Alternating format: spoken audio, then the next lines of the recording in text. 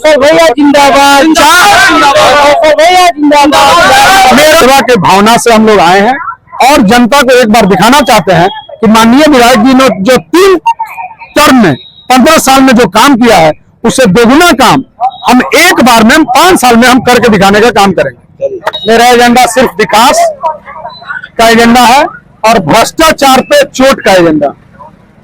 यहाँ के माननीय विधायक जी जो है वो सिर्फ और सिर्फ भ्रष्टाचार को बढ़ावा दिए हैं और कुछ लोगों के पॉकेट में वो रह गए हैं।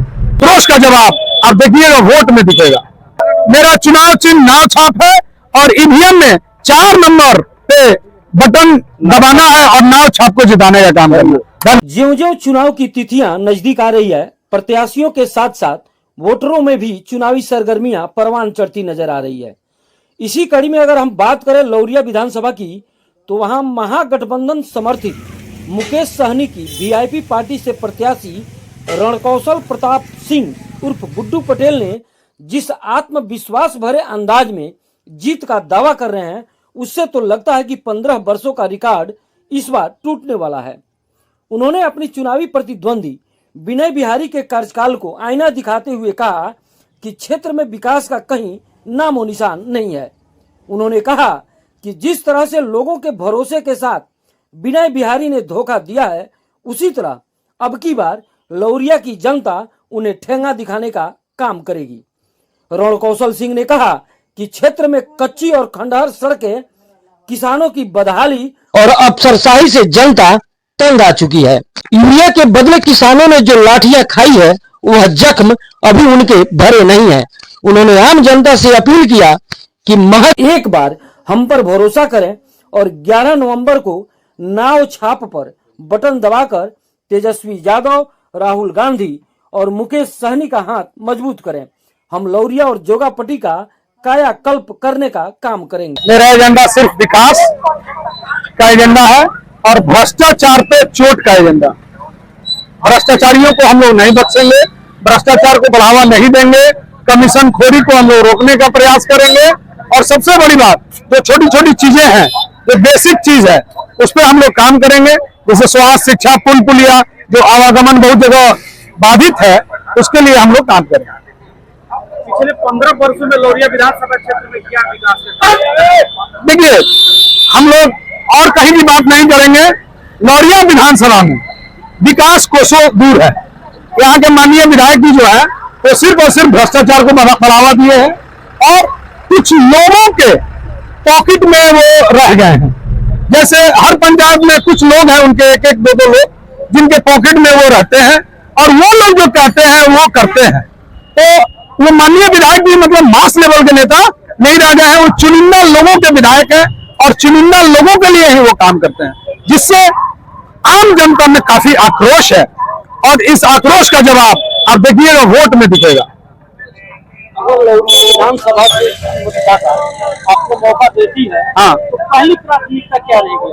सबसे पहली प्राथमिकता जो अभी लौरिया में बौद्ध स्तूप जो है उसको हम लोग सुंदर करने का प्रयास करेंगे। जवाहिरपुर पुल है वहां, उसको हम लोग बनाने का प्रयास करेंगे और जितने स्कूल हैं जो जीर्ण शीर्ण अवस्था में हैं उसको हम लोग बनाने का प्रयास करेंगे।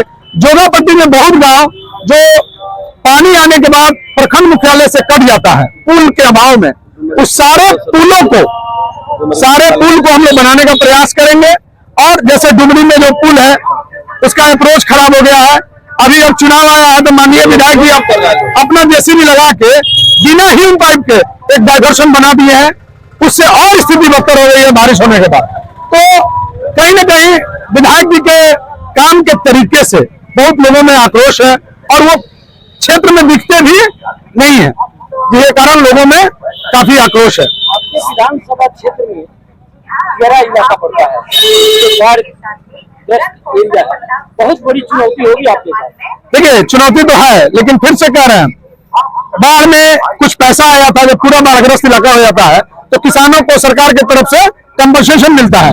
माननीय विधायक जी ने उस कंपनसेशन को बंद कराने का काम किया, इसलिए कि उनको लगता था कि वहां के जो लोकल मुखिया है उसका लाभ उनको मिल जाएगा, जिसके चलते किसी किसान को, आप गौर करें पूरे इंटरनेशनल न्यूज में रहा कि कटाव हो रहा है, जैसे सारे किसान का सब चीज बह गया, लेकिन फिर भी पूर्ण रूप से बाढ़ग्रस्त इलाका घोषित नहीं हुआ, जिसके कारण किसानों को कंपनसेशन नहीं मिल पाया। इसके चलते वहां के सभी किसान एकजुट होकर माननीय विधायक जी का विरोध कर रहे हैं।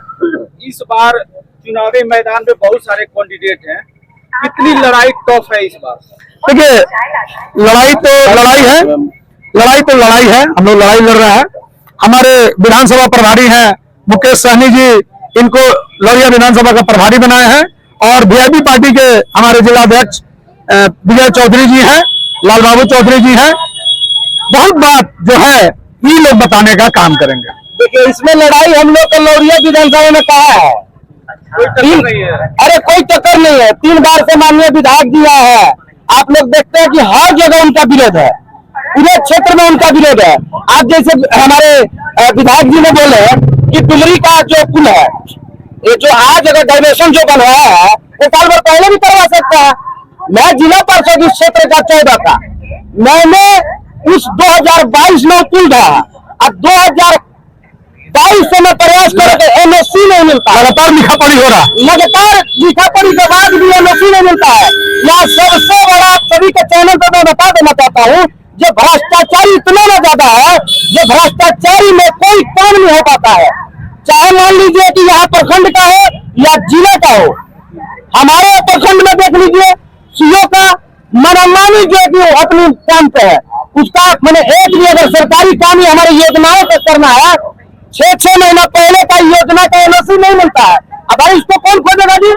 हमारे स्थानीय हमारे विधायक है, अगर एक बार बता दे तो क्या सीओ का इतनी औकात है जो एनओसी न भेजे? जिला से लेकर और प्रखंड तक लेकर। एक बात है, आपको चर्चा का जो विषय बना है कि वीआईपी का प्रत्याशी वाकई वीआईपी है, इस पर क्या कहेंगे?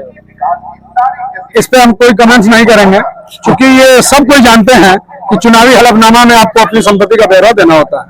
तो चर्चा के विषय में यही कारण है। देखिए, भगवान का दिया हुआ सब कुछ है। अब हम लोग इसको यहाँ सेवा के भावना से हम लोग आए हैं, और जनता को एक बार दिखाना चाहते हैं कि माननीय विधायक जी ने जो 3 टर्म में 15 साल में जो काम किया है, उससे दोगुना काम हम एक बार में 5 साल में हम करके दिखाने का काम करेंगे। अपील कर दीजिए, जनता से क्या कहना चाहेंगे आप अपने मतों को? जनता से हम अपील यही करेंगे कि माननीय विधायक जी को 3 बार मौका दिया गया है, एक मौका इस अपने भाई अपने बेटा को आप लोग दे। मैं दावे के साथ कहता हूं कि उनका सर मैं झुकने नहीं दूंगा, उनके मान सम्मान की रक्षा मैं सदैव करूंगा, और भ्रष्टाचारियों से मैं दूर रहूंगा, कमीशन खोरी से मैं दूर रहूंगा। धन्यवाद। कौशल भैया जिंदाबाद, कौशल भैया जिंदाबाद। मेरा चुनाव चिन्ह नाव छाप है, और ईवीएम में 4 नंबर पे बटन दबाना है और नाव छाप को जिताने का काम करना।